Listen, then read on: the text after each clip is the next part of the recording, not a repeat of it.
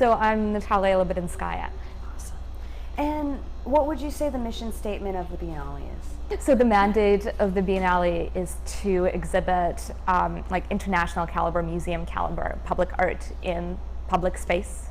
And to use it as a catalyst for learning, engagement, and social action. So the goal is to really fill public space with art that provokes dialogue and conversation. What kind of dialogue do you hope the Biennale program inspires in people? So that is the part that changes from one Biennale to the next. So with this edition of the Biennale, so 1820, we are focusing on reimagining public space through art.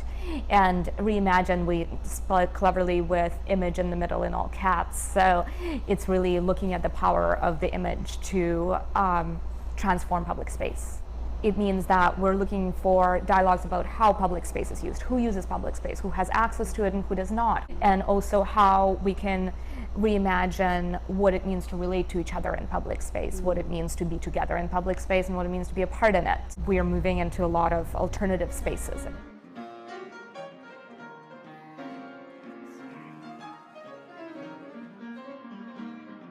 Looking at public space through the eyes of residency artists, where sometimes that's actually public space of the collection, so a collection of an institution, which you might not think of as public space, but in fact, legally it is, because everything that is in a collection of a public institution belongs to the public in general.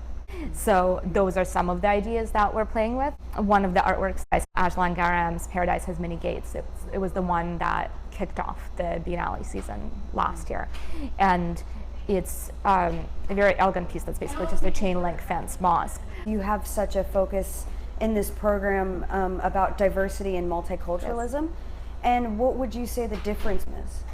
Diversity, of course, is a much broader statement than multiculturalism. Multiculturalism, at least in Canada, is very much connected to the policy of multiculturalism, which was started back when Quebec tried to separate. So that's kind of an important thing to keep in mind, that multiculturalism is sort of a much more official term to describe this coexistence in which we make space for each other within the country. Welcome to hold on to our beliefs and ways of life and ways of being in the world. Multiculturalism assumes everyone stays and maintains their own traditions and then makes different and new traditions together. So that's multiculturalism. Diversity is more encompassing than that. So it includes both multiculturalism, but also gender diversity. How women's experience is different, how women's experience of oppression is different, and then how then intersectional experience is different. There's a difference of privilege between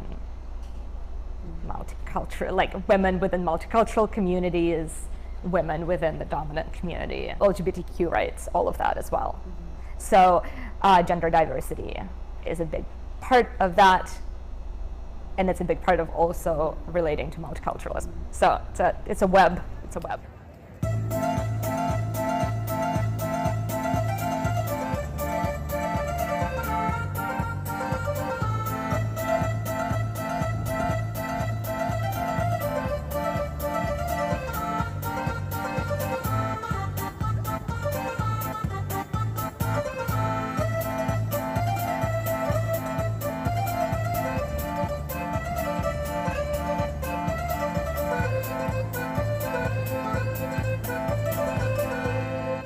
Sometimes that's actually public space of the collection, so a collection of an institution, which you might not think of as public space, but in fact, legally it is, because everything that is in a collection of a public institution belongs to the public in general.